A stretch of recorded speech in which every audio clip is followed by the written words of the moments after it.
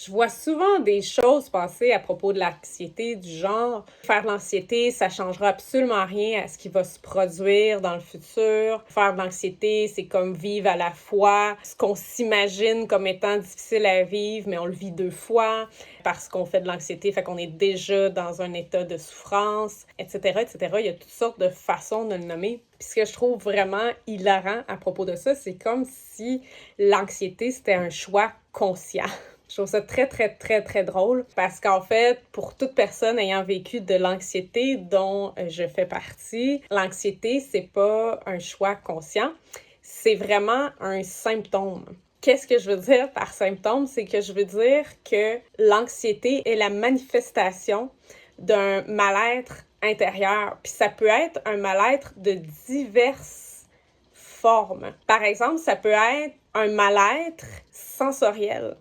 Ça peut être parce qu'en ce moment, il y a soit trop d'informations sensorielles qui se rendent en moi ou l'intensité de ces informations sensorielles-là sont trop grandes. Mon corps va m'envoyer comme signal d'alerte de l'anxiété. Ça peut être, par exemple, parce que en ce moment, j'ai des problèmes digestifs. Je le sens pas nécessairement beaucoup, mais il y a quelque chose qui fonctionne pas à quelque part au niveau de mes organes internes. Pour me le signifier, mon corps va faire en sorte que ça va générer de l'anxiété, un sentiment d'anxiété. Fait que pour moi, d'un, c'est vraiment important de comprendre qu'il y a deux types d'anxiété. Je vais l'appeler l'anxiété physique d'un côté, puis l'anxiété cognitive. Il y en a un que ça va être vraiment généré par les sens, les sensations, de l'information, soit à l'intérieur de mon corps ou à l'extérieur de mon corps, qui va activer mon système nerveux, puis la réponse de mon corps pour ça, ça va être de l'anxiété, littéralement, une sensation d'anxiété dans le corps. Puis en étant activé, ça donne un influx d'énergie. Puis, qui dit influx d'énergie, bien souvent dit une augmentation au niveau des pensées.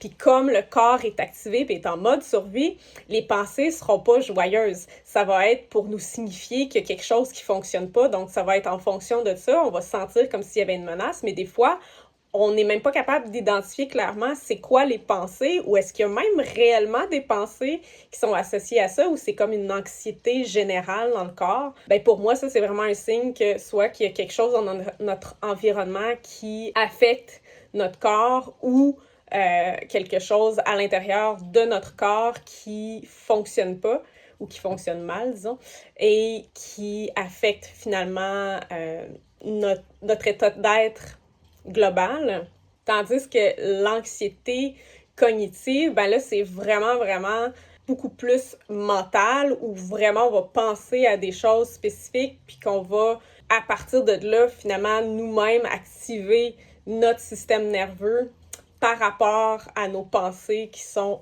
anxiogènes. Mais je tiens quand même à dire que même pour l'anxiété cognitive, ça reste un symptôme.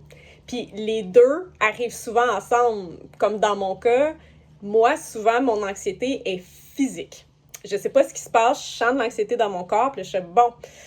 Puis avant de savoir que je suis autiste, en fait, ce qui se passait, c'est que là, j'entrais dans l'anxiété cognitive, puis là, je me disais, qu'est-ce qui se passe? Pourquoi je me sens de même? C'est pas normal, je devrais pas me sentir comme ça. Qu'est-ce qui se passe encore? Puis là, je rentrais comme dans une vrille d'automutilation mentale qui faisait juste activer encore plus mon système nerveux. Puis maintenant, 98% du temps, en fait, je me rends compte que c'est parce qu'il y a quelque chose dans mon environnement qui m'affecte.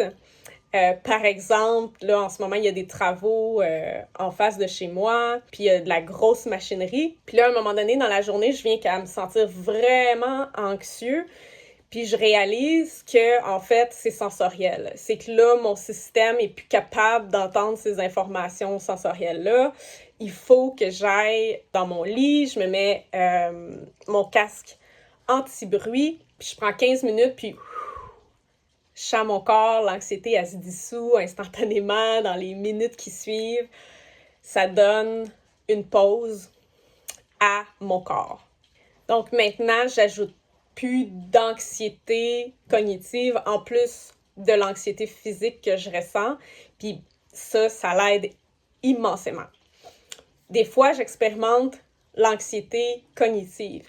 Il y a un événement qui s'en vient qui me stresse.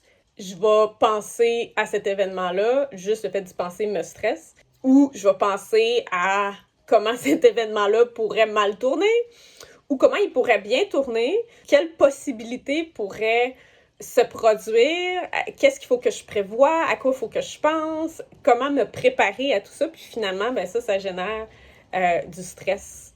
Mais en quoi ça reste quand même un symptôme? Qu'est-ce que je veux dire? Que même l'anxiété cognitive est un symptôme, puis c'est pas un choix conscient, puis c'est pas quelque chose c'est pas quelque chose de volontaire, puis c'est pas quelque chose qu'on peut volontairement éradiquer, juste parce qu'on se dit « c'est vrai, ça donne rien de m'inquiéter pour le futur ». Je pense que si ça fonctionnait, ça ferait longtemps qu'il n'y aurait pas autant d'anxiété chez autant de personnes. C'est que l'anxiété est un reflet d'anciens traumatismes. Puis ça peut être complexe de lier cette anxiété-là au trauma, mais c'est clairement du trauma qui habite dans le corps. Puis l'anxiété, en fait, est une réponse adaptative au trauma passé. C'est une façon que notre être a trouvé pour prévenir de revivre à nouveau un événement qui dépasse les capacités de notre système nerveux à être vécu finalement. Parce que c'est ça un trauma. Un trauma, c'est de vivre quelque chose qui dépasse les capacités de notre système nerveux à traiter l'information qui est en train d'être vécue. C'est un débordement. Puis en ce moment-là, le trauma n'est pas complété, comme si on veut, la réponse du corps n'est pas complétée, puis dans ce temps-là, ça reste pris littéralement dans notre corps, c'est une mémoire qui s'inscrit. L'anxiété vient de ces mémoires-là. Fait qu'on a beau essayer de la rationaliser, on a beau essayer de la raisonner, ça fonctionne pas parce qu'en fait, c'est une réponse de survie, puis la survie va toujours dépasser le rationnel. Puis ça, c'est important de le comprendre. Si tu vois un ours, même si pour une raison X, Y, Z, tu saurais que tu es en sécurité, rationnellement, tu sais que tu es en sécurité, ton corps va prendre le dessus. Lui, s'il comprend qu'il y a une menace ou qu'il sent qu'il y a une menace, il va prendre le dessus. Ton cerveau reptilien va prendre le dessus sur ton cerveau rationnel. Puis ça, c'est vraiment important de le comprendre avec l'anxiété. C'est qu'on peut vraiment pas bypasser le corps, la réponse de survie du corps, par le mental conscient. L'inconscient, il va prendre le dessus. Puis ce genre de raisonnement-là, ça fait juste ajouter de la honte puis de la culpabilité pour les personnes qui vivent de l'anxiété. C'est tellement pas aidant, là, mais tellement pas. Alors que tout ce qu'on peut faire, c'est d'aller à la rencontre des racines de l'anxiété. Puis comme je dis, si c'est l'anxiété physique, ça se peut que les racines soient pas loin, dans le sens que ça peut vraiment tout simplement être dans l'environnement immédiat, intérieur ou extérieur, où on peut réaliser que, OK, il y a trop d'informations ou l'intensité des informations qui se passent en ce moment active mon système nerveux et c'est pourquoi je ressens de l'anxiété. Puis dans le cas de l'anxiété cognitive, je peux prendre conscience de mes pensées. Puis là, c'est important de pas juste rester là. C'est important à ce moment-là de faire l'exercice somatique, d'aller voir, d'aller sentir dans le corps qu'est-ce qui se passe. C'est quoi la charge émotive qui est comme encore vivante dans mon corps? Parce que c'est ça le symptôme, c'est vers ça qu'il pointe. C'est qu'il dit, en ce moment-là, il y a une charge d'énergie liée à un trauma, liée à un choc, qui survit en toi. Puis quand cette charge-là est activée, ça va générer de l'anxiété. Fait que c'est un signe de prendre un temps d'arrêt puis d'aller sentir qu'est-ce qui se passe dans le corps, d'aller identifier est-ce que j'ai une douleur, est-ce que je sens un serrement à quelque part, est-ce que j'ai une pression, est-ce qu'il y a une sensation de chaleur, de froid, est-ce qu'il y a un engourdissement, peu importe la sensation que c'est, qu'est-ce qui se passe dans mon corps maintenant que je viens d'identifier, je fais de l'anxiété, je vois mes pensées, OK? Les pensées couvrent en fait la blessure qui est prise dans le corps. Puis il faut aller à la rencontre de cette blessure-là parce que tant qu'on ne permet pas à cette énergie-là de récirculer, elle va générer le même type de pensée, puis elle va être activée par le même type d'événement. Et comment on fait recirculer cette énergie-là? En allant à sa rencontre.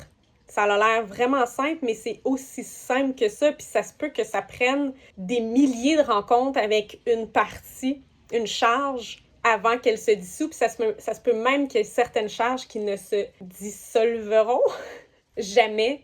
Mais en allant à la rencontre de ces charges-là, elles ne sont plus exilées. Et on les apprivoise, puis l'intensité pour ça va diminuer, mais aussi il va y avoir comme une familiarité, puis on va voir plus facilement « Ah, ok, c'est ça qui est activé en moi », et ça n'aura plus à monter aussi loin, aussi haut.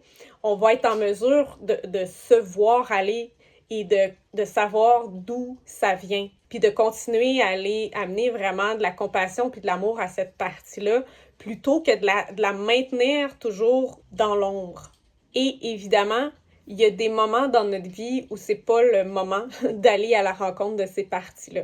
Si on est vraiment toujours dans un état extrême d'activation, c'est pas le moment parce qu'on sera pas en mesure, en fait, de ressentir l'énergie circuler de ces charges-là va que activer et voire dépasser notre capacité de notre système nerveux à ressentir la charge qui est dans cette partie-là. Fait que c'est important aussi, des fois on va remarquer qu'on est dans cette anxiété-là puis on aimerait pouvoir aller à la rencontre de cette partie-là, mais c'est pas le moment. Il faut savoir quand est-ce qu'on est réellement dans un état sécuritaire, c'est-à-dire dans notre environnement puis à l'intérieur de soi, pour aller à la rencontre de ces parties-là, pour pas générer finalement un nouveau choc par rapport à un choc ancien parce qu'on était dans une période où c'était vraiment trop pour notre système nerveux d'aller à la rencontre de cette partie-là. Fait que c'est pas si simple que ça. Ce l'est, puis ce l'est pas dans un autre sens. Ça prend vraiment une bonne connaissance de soi pour aller à la rencontre de ces charges-là qui sont prises dans le corps. Mais quand même, c'est important pour moi de venir dire que l'anxiété qui est galvaudée d'un sens et de l'autre dans notre société est vraiment approchée d'une façon vraiment inadéquate et toxique qui aide pas du tout les personnes à aller à l'intérieur d'elles par rapport au fait qu'elles font de l'anxiété, mais plutôt à essayer encore d'éliminer une partie d'elles alors que l'anxiété est vraiment un signal d'alerte du corps, une invitation finalement à aller à la rencontre du corps, à reconnecter avec le corps. Donc, c'est pas sur les pensées qu'il faut aller travailler parce que ça, je l'ai fait pendant des années. Ça sert absolument à rien. C'est toujours décevant. Ça va juste amplifier la honte qu'on a à ne pas réussir à éliminer l'anxiété. Le travail doit vraiment se faire au niveau somatique. C'est un symptôme, c'est un signal du corps d'aller à la rencontre de ce qui est là. Puis comme je dis, ça peut être quelque chose qui est dans le passé, une charge qui est dans le passé, ou ça peut être vraiment quelque chose qui est dans notre environnement immédiat, interne ou externe, qui demande à être adressé ici et maintenant. Peu importe, les deux se font dans l'ici et maintenant. La grosse différence, c'est que si c'est vraiment une anxiété physique, c'est important d'identifier en fait c'est quoi la source de ce qui fonctionne pas, comme je donnais l'exemple moi pour le son, parce que ça va prendre cette intervention-là de me couper de tous les sons pour réduire l'anxiété, tandis que si on pense plus à l'anxiété cognitive qui est vraiment liée finalement à des charges, à des mémoires dans le corps, ben là, d'identifier c'est quoi la racine de ça, ça n'a aucune importance. On n'a pas besoin de se souvenir de l'événement qui a généré ça, c'est pas du tout pertinent de le faire. Notre mental aime comprendre, c'est correct si ça se produit, mais c'est pas nécessaire parce qu'en fait, tout ce qui est nécessaire, c'est d'aller adresser la charge énergétique qui est logée dans le corps, puis ça se peut qu'il y ait une histoire qui monte, ça se peut qu'il n'y en ait pas. Tout ce qui est important, c'est vraiment d'aller à sa rencontre, c'est de tenir l'espace pour la laisser circuler. Puis voilà, à répétition, en fait, l'anxiété, naturellement, va diminuer. Puis quand ça se présente, on va comprendre que c'est une invitation, quand ça sera le moment opportun, d'aller à la rencontre d'une charge qui a produit cette anxiété-là. Alors voilà, j'espère que on va parler de plus en plus de l'anxiété de façon inclusive, c'est-à-dire d'inclure plus de nous, plutôt que d'essayer toujours de repousser les choses et de ne pas comprendre, en fait, que tout ça fait partie d'un système interdépendant et que c'est que de l'information, que des invitations finalement à retrouver plus de parties de nous, puis à se libérer aussi intérieurement. Voilà!